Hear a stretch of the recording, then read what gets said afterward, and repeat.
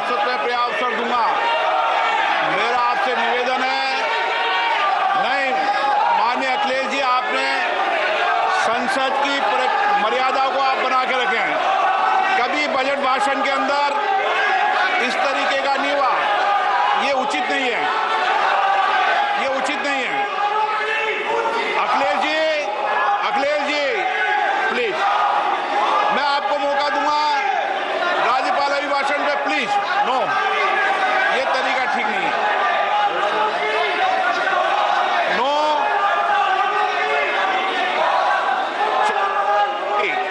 राज्यपाल अभिभाषण पे चर्चा होगी।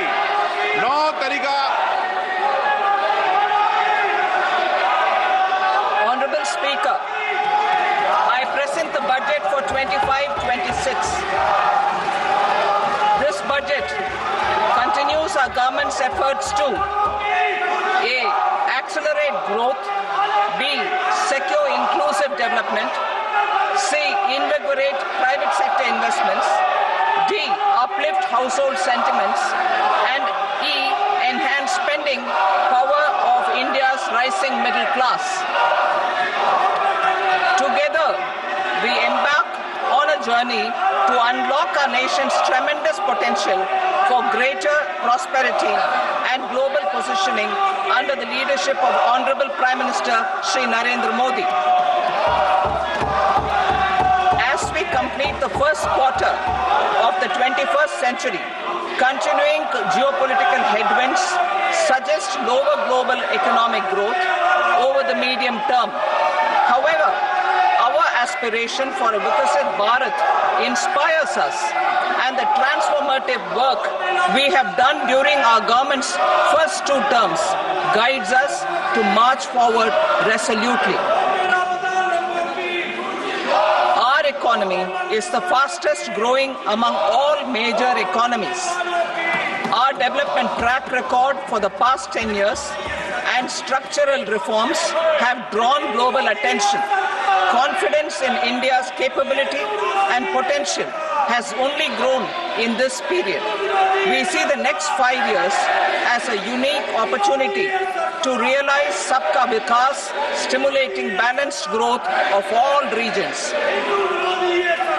The great Telugu poet and playwright Gurujada Apparao had said, "Deshamante matti kadoy, deshamante manushuloy," meaning a country is not just its soil, a country is its people.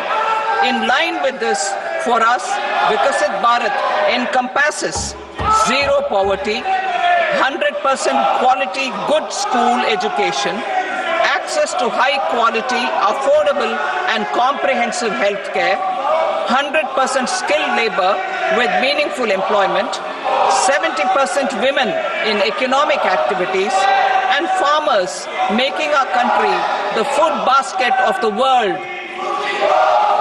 In this budget, the proposed development measures span 10 broad areas focusing on Garib, youth, Annadata and Nari, spurring agricultural growth and productivity, building rural prosperity and resilience, taking everyone together on an inclusive growth path, boosting manufacturing and furthering Make in India, supporting MSMEs, enabling employment-led development, investing in people, economy and innovation, securing energy supplies, promoting exports and nurturing innovation. For this journey of development, our 4 powerful engines are agriculture, MSME, investments and exports. The fuel, our reforms, our guiding spirit, inclusivity, and the destination, Vikasit Bharat. This budget aims to initiate transformative reforms across 6 domains.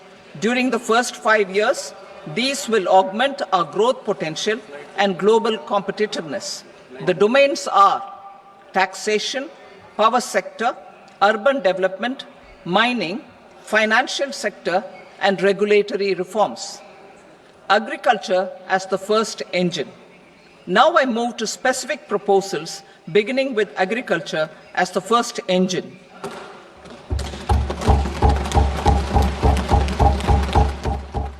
Prime Minister Dhan Dhanya Krishi Yojana, Developing Agri-Districts Program.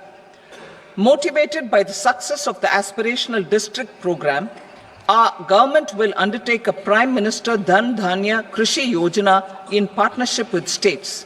Through the convergence of existing schemes and specialized measures, the program will cover 100 districts with low productivity, moderate crop intensity, and below average credit parameters.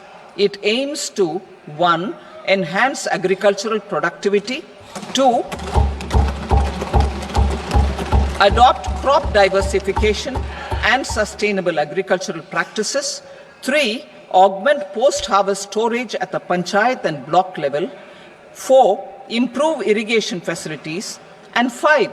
Facilitate availability of long-term and short-term credit. This program is likely to help 1.7 crore farmers. Building rural prosperity and resilience. A comprehensive multi-sectoral rural prosperity and resilience program will be launched in partnership with the states. This will address underemployment in agriculture through skilling, investment, technology, and invigorating the rural economy. The goal is to generate ample opportunities in rural areas so that migration is an option but not a necessity. The program will focus on rural women, young farmers, rural youth, marginal and small farmers, and landless families. The details are in Annexure A. Domestic best practices will be incorporated, and appropriate technical and financial assistance will be sought from multilateral development banks. In Phase 1, 100 developing agri-districts will be covered. Atmanirbharta in pulses. Our government is implementing the National Mission for Edible Oilseed for achieving Atmanirbharta in edible oils. Our farmers have the capability to grow enough for our needs and more. 10 years ago, we made concerted efforts and succeeded in achieving near self-sufficiency in pulses. Farmers responded to the need by increasing the cultivated area by 50%, and government arranged for procurement and remunerative prices. Since then, with rising incomes and better affordability, our consumption of pulses has increased significantly. Our government will now launch a 6-year mission for Atmanirbharta in pulses with a special focus on tur, urad, and masoor. Details are in Annexure B. Central agencies such as NAFED and NCCF will be ready to procure these 3 pulses as much as offered during the next 4 years from farmers who register with these agencies and enter into agreements. Comprehensive program for vegetables and fruits. It is encouraging that our people are increasingly becoming aware of their nutritional needs. It is a sign of a society becoming healthier. With rising income levels, the consumption of vegetables, fruits, and Shri Anna is increasing significantly. A comprehensive program to promote production, efficient supplies, processing, and remunerative prices for farmers will be launched in partnership with the states. Appropriate institutional mechanisms for implementation and participation of farmer producer organizations and cooperatives will be set up. Makhana Board in Bihar. For this, there is a special opportunity for the people of Bihar. A Makhana Board will be established in the state to improve production, processing, value addition, and marketing of makhana. The people engaged in these activities will be organized into FPOs. The board will provide hand-holding and training support to makhana farmers and will also work to ensure they receive the benefits of all relevant government schemes. A national mission on high-yielding seeds will be launched, aimed at 1. Strengthening research ecosystem, 2. Targeted development and propagation of seeds with high yield, pest resistance, and climate resilience, and 3. Commercial availability of more than 100 seed varieties released since July 2024. India ranks second largest globally in fish production and aquaculture. Seafood exports are valued at 60,000 crore rupees. To unlock the untapped potential of the marine sector, our government will bring in an enabling framework for sustainable harnessing of fisheries from Indian exclusive economic zone and high seas, with a special focus on the Andaman and Nicobar and Lakshadweep Islands. For the benefit of lakhs of cotton growing farmers, I am pleased to announce a mission for cotton productivity. This 5-year mission will facilitate significant improvements in productivity and sustainability of cotton farming and promote extra long staple cotton varieties. The best of science and technology support will be provided to farmers. Aligned with our integrated 5F vision for the textile sector, this will help in increasing incomes of the farmers and ensure a steady supply of quality cotton for rejuvenating India's traditional textile sector. Kisan credit cards facilitate short-term loans for 7.7 crore farmers, fishermen, and dairy farmers. The loan limit under modified interest subvention scheme will be enhanced from 3 lakh rupees to 5 lakh rupees for loans taken through the KCC. For Atmanirbharta in urea production, our government had reopened 3 dormant urea plants in the eastern region. To further augment urea supply, a plant with annual capacity of 12.7 lakh metric tons will be set up at Namrup in Assam.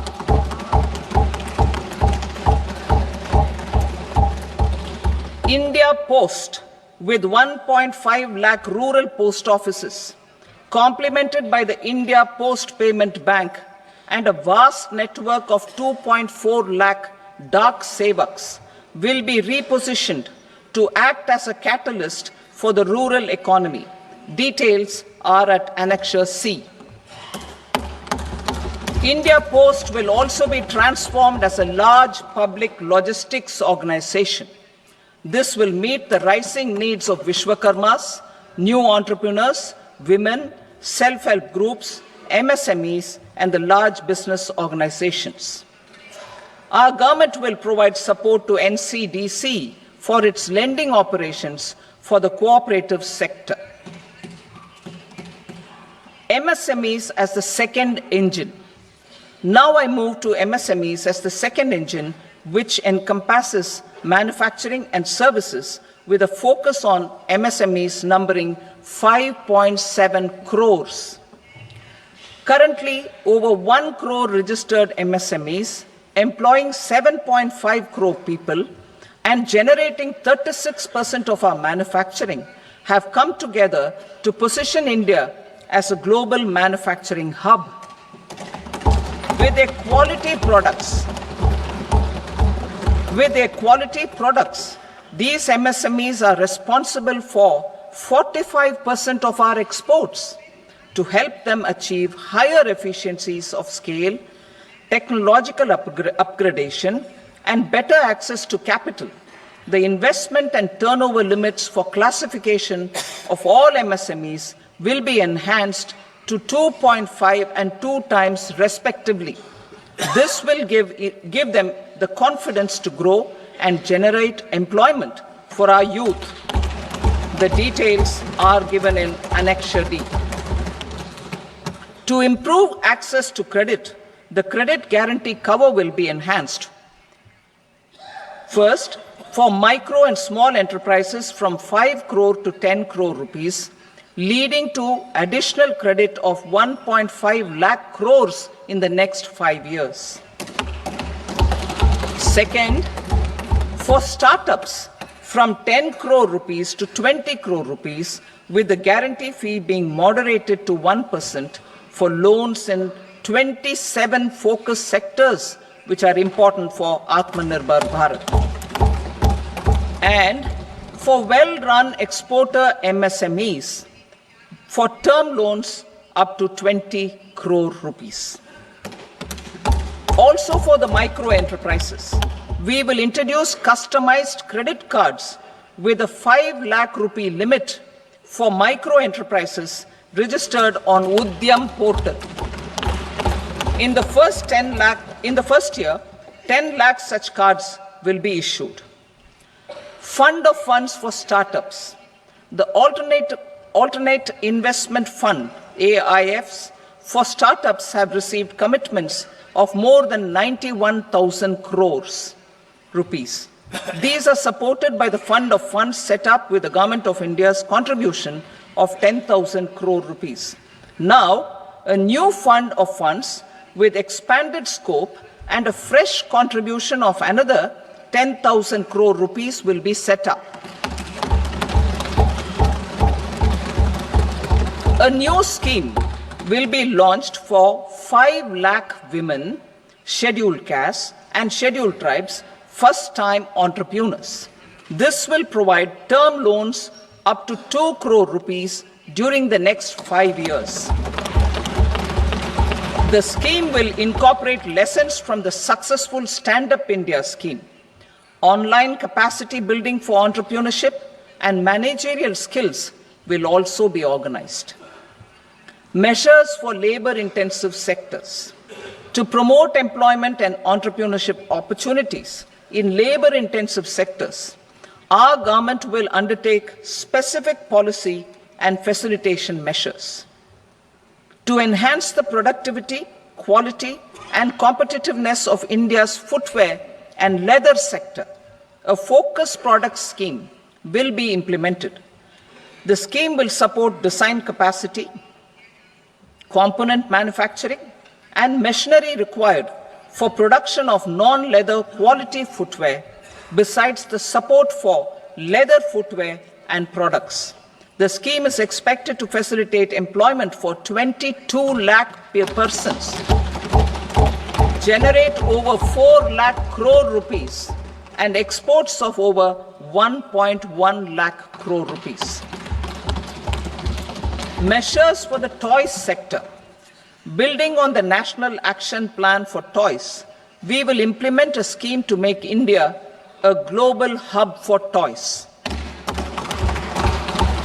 The scheme will focus on development of clusters, skills, and a manufacturing ecosystem that will create high-quality, unique, innovative, and sustainable toys that will represent the Made in India brand.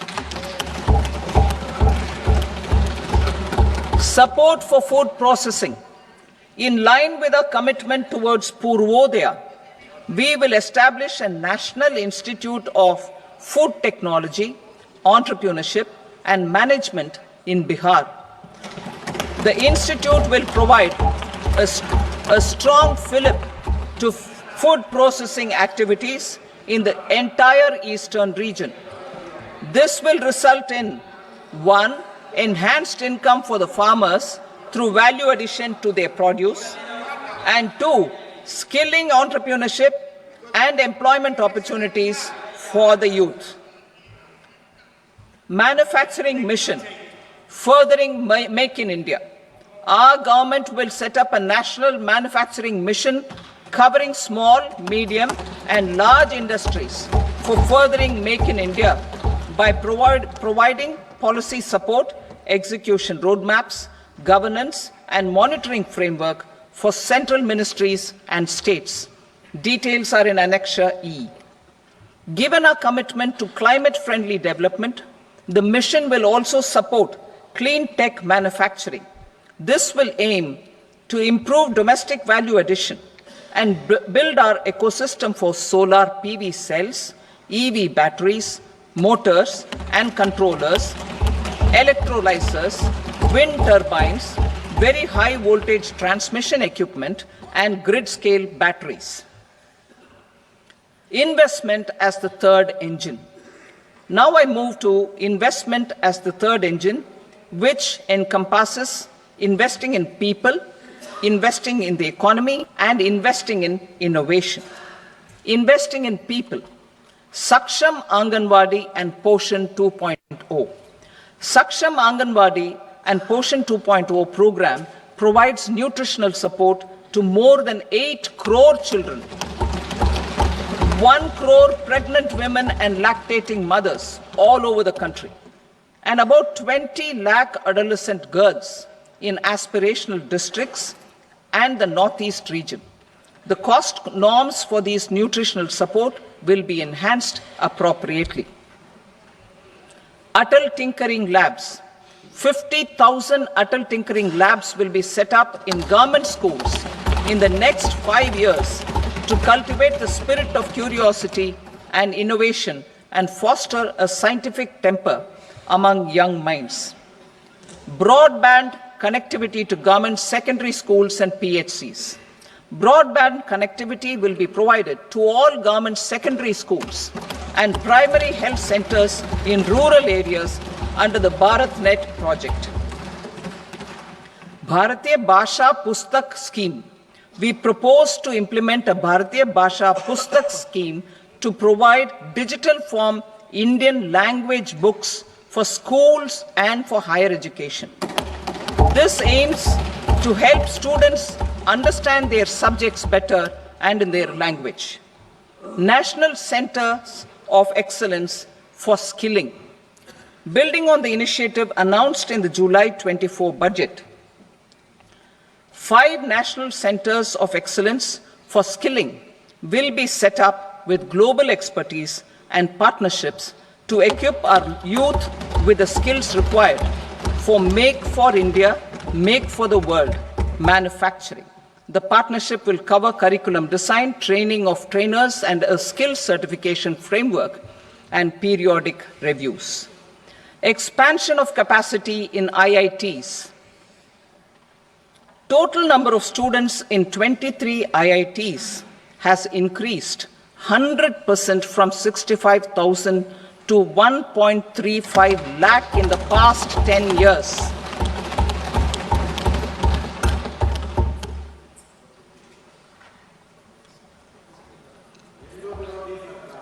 Additional infrastructure will be created in the 5 IITs started after 2014 to facilitate education for 6,500 more students.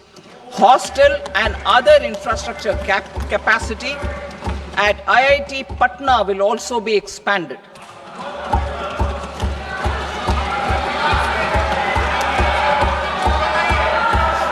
Center of Excellence.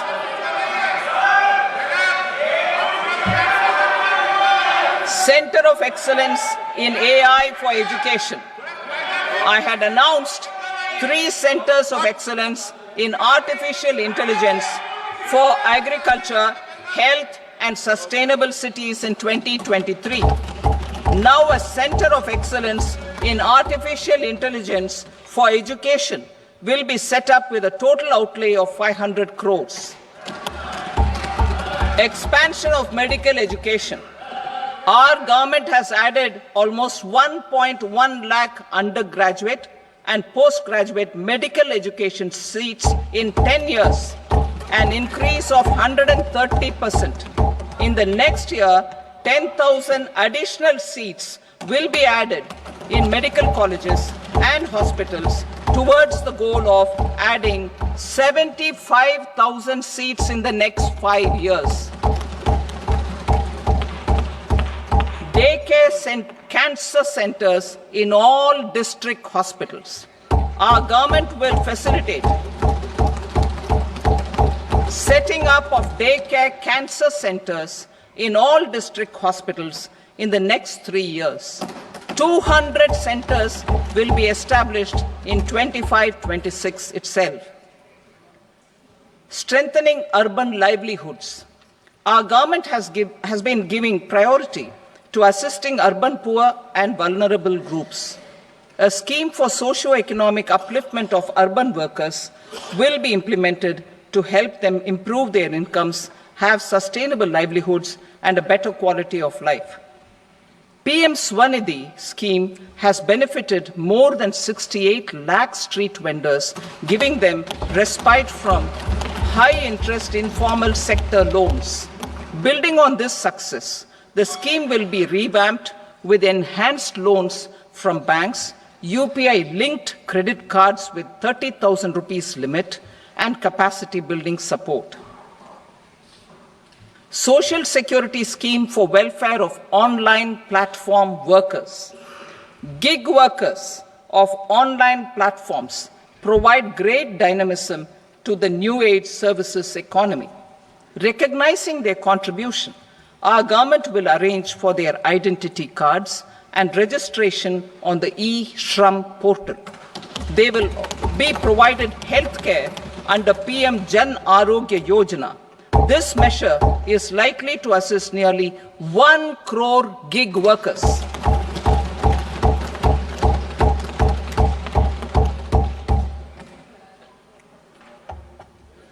Investing in the economy. Public-private partnership in infrastructure. Each infrastructure-related ministry will come up with a 3-year pipeline of projects that can be implemented in PPP mode. States will also be encouraged to do so and can seek support from the India Infrastructure Project Development Fund, which is a scheme to prepare PPP proposals. Support to states for infrastructure. An outlay of 1.5 lakh crore is proposed for the 50-year interest-free loans to states for capital expenditure and incentives for reforms. Building on the success of the first asset monetization plan announced in 2021, the second plan for 2025 to 30 will be launched to plow back capital of 10 lakh crore in new projects. Regulatory and fiscal measures will be fine-tuned to support the plan. Jal Jeevan Mission. Since 2019, 15 crore households representing 80% of India's rural population have been provided access to portable tap water connections. To achieve 100% coverage, I am pleased to announce the extension of this mission until 2028 with an enhanced total outlay.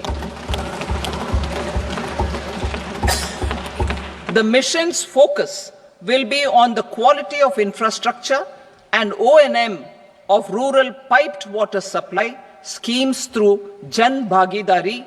A separate MOU or separate MOUs will be signed with the states and union territories to ensure sustainability and citizen-centric water services delivery.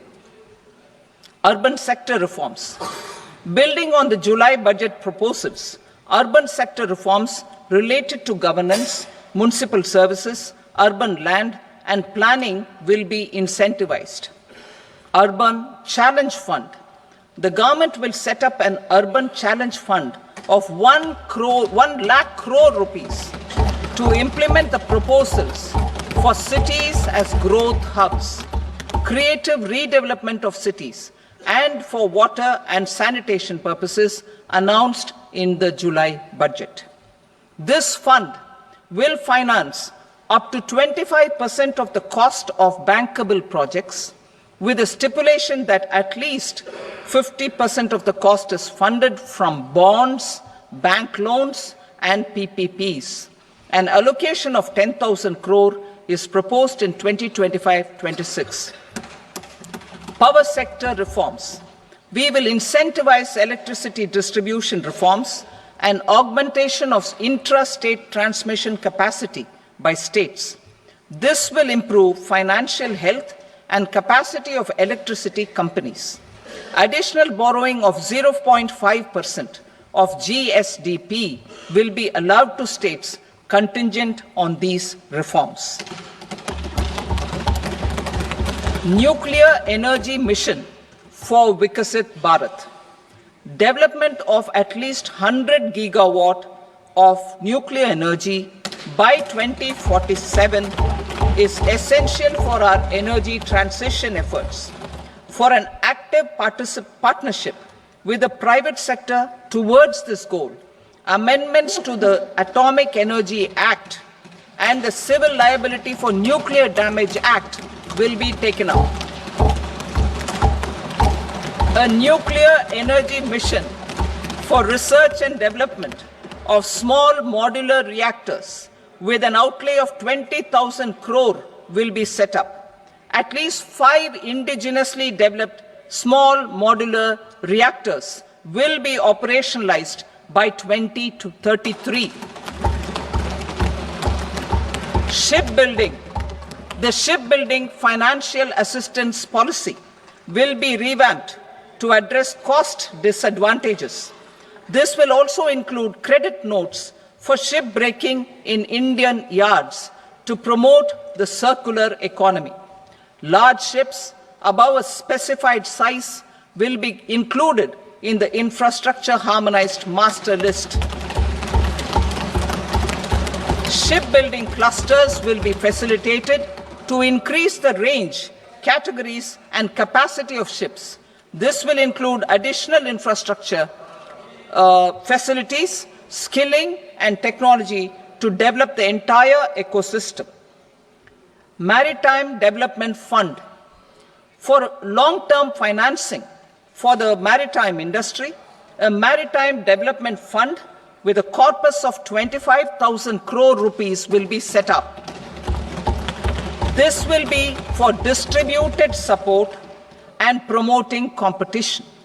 This will have up to 49% contribution by the government, and the balance will be mobilized from ports and from private sector. UDAN regional connectivity schemes. UDAN has enabled 1.5 crore middle-class people to meet their aspirations for speedier travel. The scheme has connected 88 airports, and operationalized 619 routes. Inspired by that success, a modified UDAN scheme will be launched to enhance regional connectivity to 120 new destinations and carry 4 crore passengers in the next 10 years. 4 crore additional passengers in the next 10 years. The scheme will also support helipads and smaller airports in hilly, aspirational, and northeast regional districts.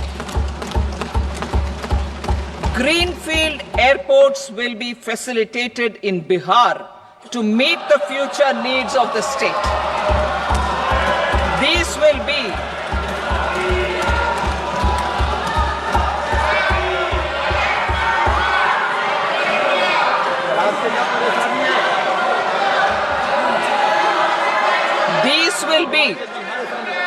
These will be in addition to the expansion of the capacity of Patna Airport and a brownfield airport in Beta. Western Kosi Canal project in Mithilanchal.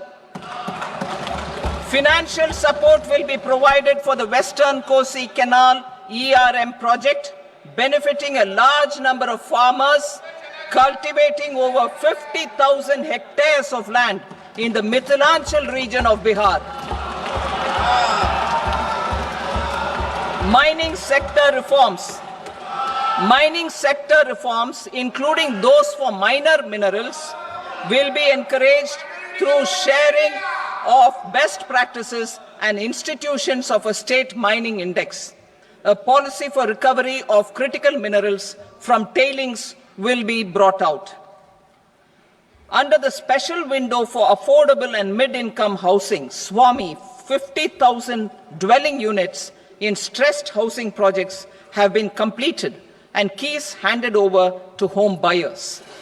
Another 40,000 units will be completed in 2025, further helping middle-class families who were paying EMIs on loans taken for apartments while also paying rent for their current dwellings. Building on this success, Swami Fund 2 will be established as a blended finance facility with contribution from the government, banks and private investors. This fund of 15,000 crore rupees will aim for expeditious completion of another 1 lakh units. PM Gati Shakti data for private sector. For furthering PPPs and assisting the private sector in project planning, access to relevant data and maps from the PM Gati Shakti portal will be provided. Tourism for employment-led growth. Top 50 tourist destination sites in the country will be developed in partnership with states through a challenge mode. Land for building key infrastructure will have to be provided by the states. Hotels in these destinations will be included in the infrastructure harmonized list. The following measures will be taken for facilitating employment-led growth. Organizing intensive skill development programs for our youth, including in institutes of hospitality management. Providing mudra loans for homestays. Improving ease of travel and connectivity to tourist destinations. Providing performance-linked incentives to states for effective destination management, including tourist amenities, cleanliness, and marketing efforts, and introducing streamlined e-visa facilities along with visa fee waivers for certain tourist groups.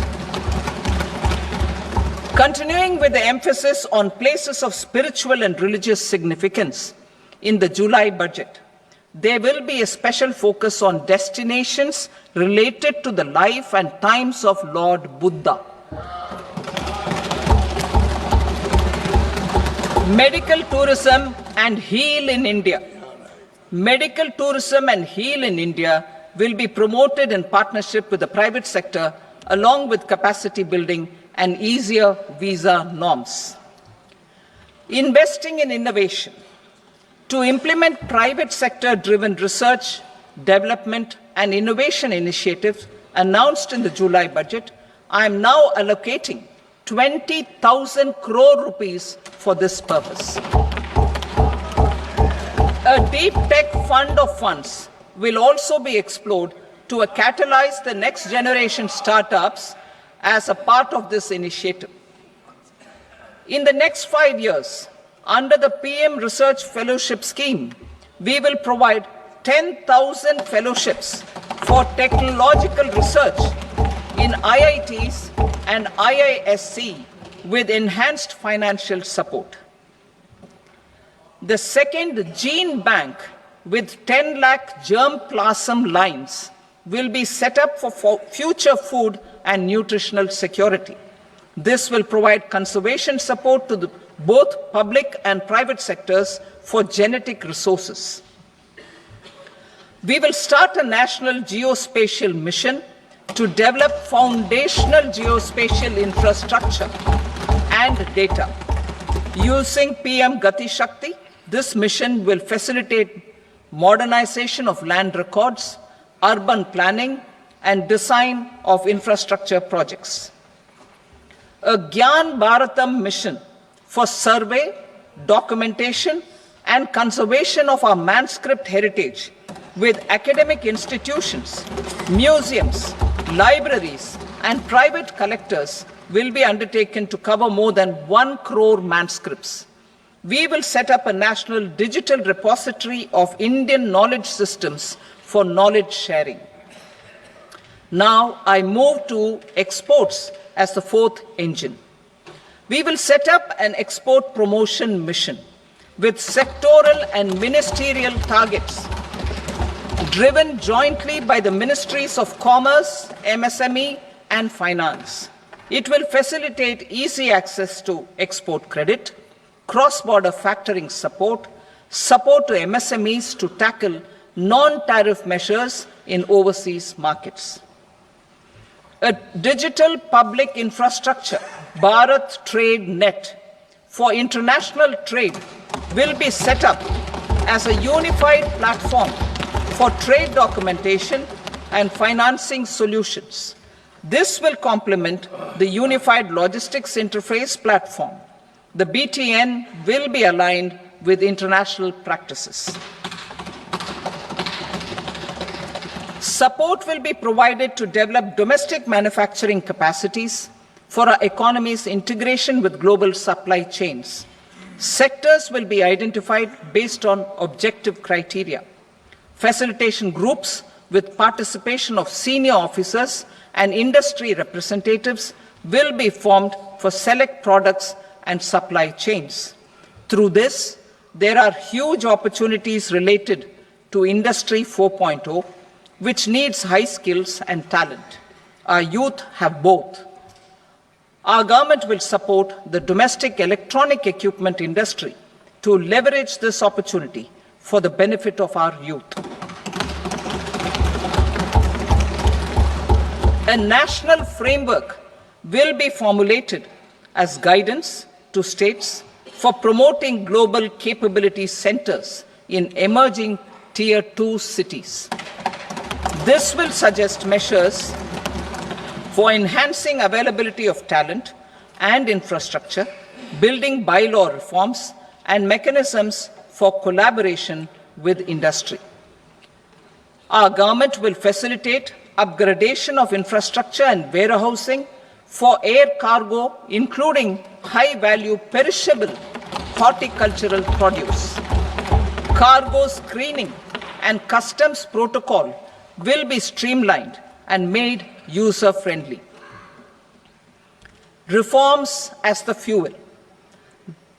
Over the past 10 years, our government has implemented several reforms for convenience of taxpayers, such as faceless assessment, 2, taxpayer charter, 3, faster returns, 4, almost 99% returns being on self-assessment, and 5, Vivad Se Vishwas scheme.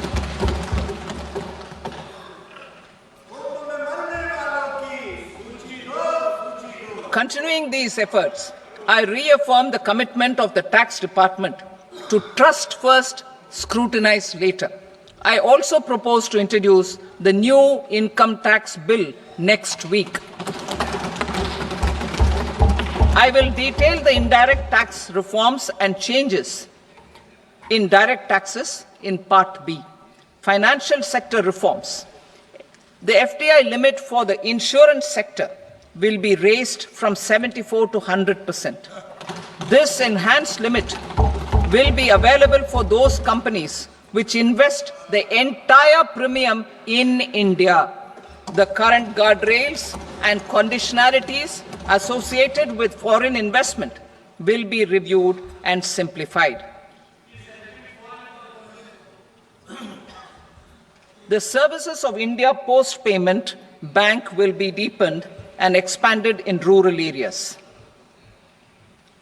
NABFID will set up a partial credit enhancement facility for corporate bonds for infrastructure.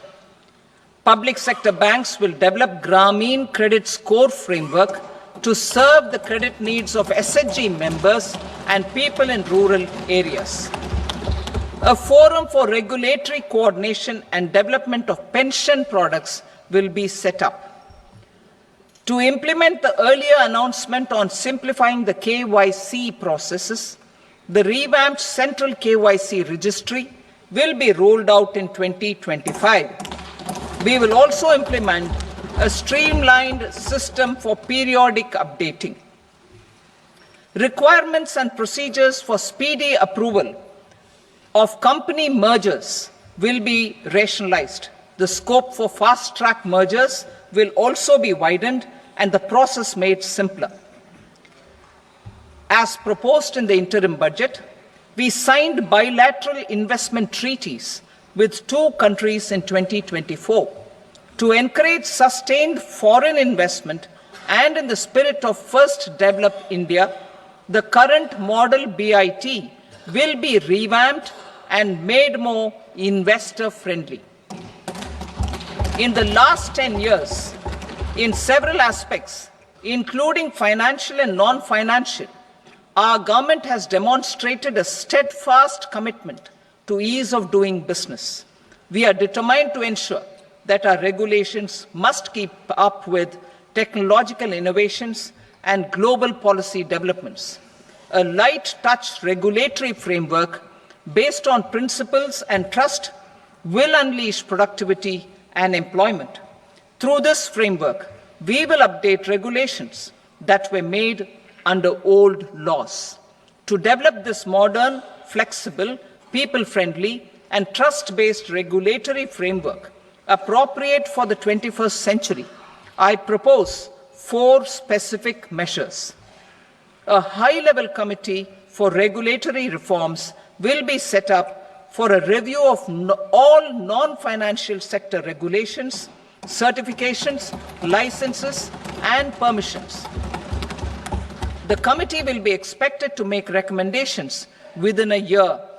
The objective is to strengthen trust-based economic governance and take transformational measures to enhance ease of doing business, especially in matters of inspection and compliances. States will be encouraged to join in this endeavor. An investment friendliness index of states will be launched in 2025 to further the spirit of competitive, cooperative federalism. Under the Financial Stability and Development Council, a mechanism will be set up to evaluate impact of the current financial regulations and subsidiary instructions. It will also formulate a framework to enhance their responsiveness and development of the financial sector. In the Jan Vishwas Act 2023, more than 180 legal provisions were decriminalized. Our government will now bring up the Jan Vishwas Bill 2.0 to decriminalize more than 100 provisions in various laws. I now move to fiscal policy. In the July budget, I had committed to staying the course for fiscal consolidation. Our endeavor will be to keep the fiscal deficit each year such that central government debt remains on a declining path as a percentage of the GDP. The roadmap for the next 6 years has been detailed in the FRBM statement. Revised estimates for 2024-25.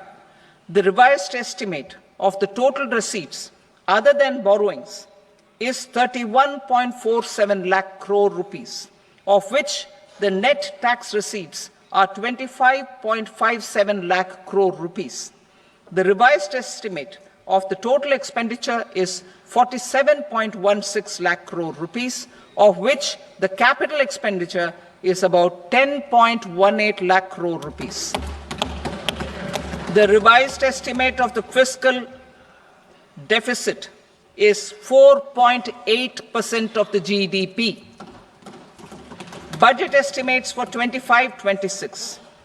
Coming to 25-26, the total receipts other than borrowings and total expenditure are estimated at 34.96 lakh crore rupees and 50.65 lakh crore rupees respectively. The net tax receipts are estimated at 28.37 lakh crore rupees. The fiscal deficit is estimated to be 4.4% of GDP. To finance the fiscal deficit, the net market borrowings from dated securities are estimated at 11.54 lakh crore. The balance financing is expected to come from small savings and other sources. The gross market borrowings are estimated at 14.82 lakh crore rupees. I will now move to Part B. Indirect taxes. My proposals relating to customs aim to rationalize tariff structure, and address duty inversion. These will also support domestic manufacturing and value addition, promote exports, facilitate trade, and provide relief to common people. Rationalization of customs tariff structure for industrial goods. As a part of comprehensive review of customs rate structure announced in July 2024 budget, I propose to 1. Remove 7 tariff rates. This is over and above the 7 tariff rates removed in 23-24 budget. After this, there will be only 8 remaining tariff rates, including 0 rate. 2. Apply appropriate cess to broadly maintain effective duty incidence, except on a few items where such incidence will reduce marginally. 3. Levy not more than 1 cess or surcharge. Therefore, I propose to exempt social welfare surcharge on 82 tariff lines that are subject to a cess. I shall now take up sector-specific proposals. To provide relief to patients, particularly those suffering from cancer, rare diseases, and other severe chronic diseases, I propose to add 36 life-saving drugs and medicines to the list of medicines fully exempted from basic custom duty.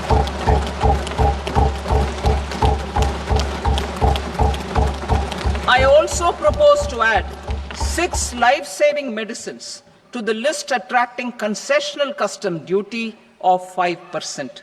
Full exemption and concessional duty will also respectively apply on the bulk drugs for manufacture of the above. Specified drugs and medicines under patient assistance programs run by the pharmaceutical companies are fully exempt from BCD, provided the medicines are supplied free of cost to the patients. I propose to add 37 more medicines along with 13 new patient assistance programs. Support to domestic manufacturing and value addition. Critical minerals. In the July 2024 budget, I had fully exempted BCD on 25 critical minerals that are not domestically available. I had also reduced BCD of 2 other such minerals to provide a major fillip to their processing, especially by MSMEs. Now, I propose to fully exempt cobalt powder and waste, the scrap of lithium-ion battery, lead, zinc, and 12 more critical minerals. This will help secure the availability for manufacturing in India and promote more jobs for our youth. To promote domestic production of technical textile products such as agro-textiles, medical textiles, and geotextiles at competitive prices, I propose to add 2 more types of shuttle-less looms to the list of fully exempted textile machinery. I also propose to revise the BCD rate on knitted fabrics covered by 9 tariff lines from 10 or 20 to 20% or 115 rupees per kg, whichever is higher. Electronic goods. In line with our Make in India policy and to rectify inverted duty structure, I propose to increase the BCD on interactive flat panel display from 10% to 20% and reduce the BCD to 5% on open cell and other components. In 23-24 budget, for the manufacture of open cells of LCD, LED TVs, I had reduced the BCD on parts of open cells from 5% to 2.5%. To further boost the manufacture of such open cells, the BCD on these parts will now stand exempted. Lithium-ion battery. To the list of exempted capital goods, I propose to add 35 additional capital goods for EV battery manufacturing and 28 additional capital goods for mobile phone battery manufacturing. This will boost domestic manufacture of lithium-ion batteries, both for mobile phones and for electric vehicles. Shipping sector. Considering that shipbuilding has a long gestation period, I propose to continue the exemption of BCD on raw materials, components, consumables, or parts for the manufacture of ships for another 10 years.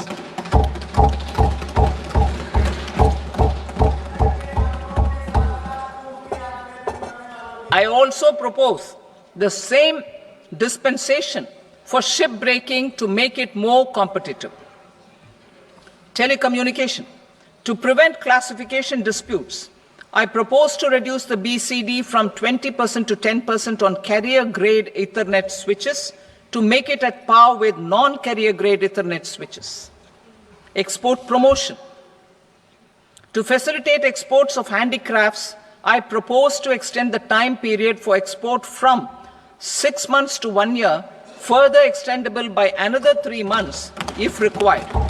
I also propose to add 9 items to the list of duty-free inputs. Leather sector.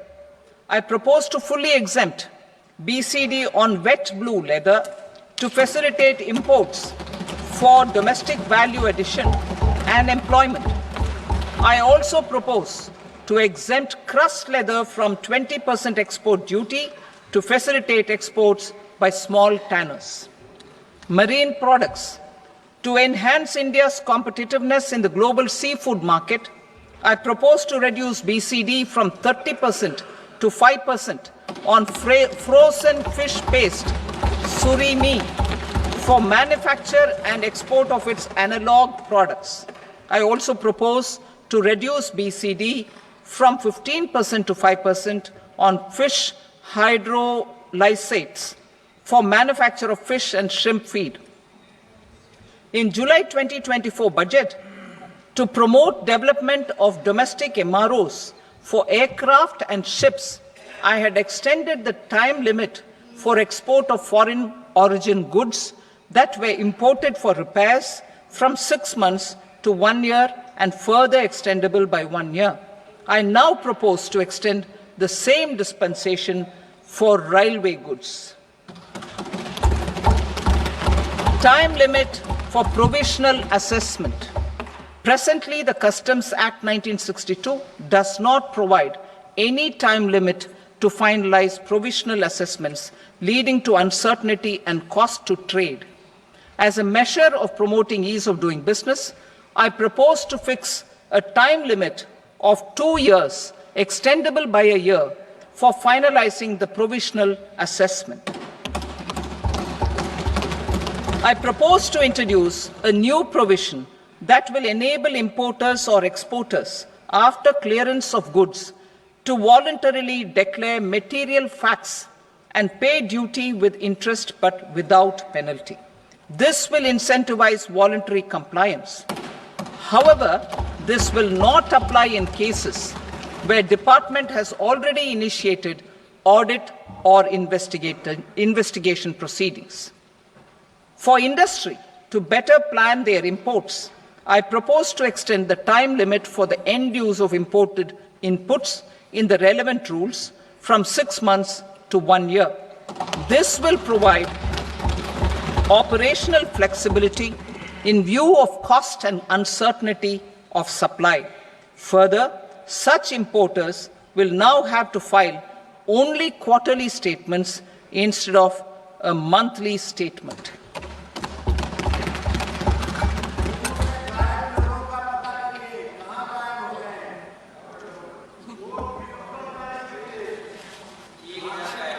I now come to my direct tax proposals. In Part A, I have briefly underlined taxation reforms as one of key reforms to realize our vision of Vikasit Bharat. In respect of criminal law, our government had earlier ushered in Bharatiya Nyaya Sanhita, replacing Bharatiya Danda Sanhita. I am happy to inform this august House and the country that for new income tax bill will carry forward the same spirit of Nyaya in its drafting as well. The new bill will be clear and direct in text, with close to half of the present law in terms of both chapters and words. It will be simple to understand for taxpayers and tax administrators, leading to tax certainty and reduced litigation. Reforms, however, are not a destination. They are means to achieve good governance for our people and economy. Providing good governance primarily involves being responsive. The Tirukural captures this in verse 542, which reads, "Vaanokki vaazhum ulagallam, mannavan kol nokki vaazhum kudi."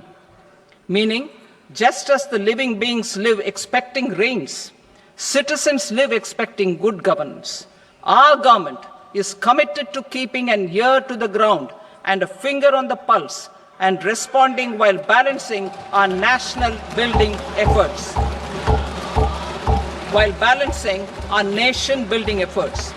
The following measures will detail just how our government will, under the guidance of PM Modi, has taken steps to understand and address. I repeat that sentence, sir. The following measures will detail just how our government, under the guidance of PM Modi, has taken steps to understand and address the needs voiced by our citizens.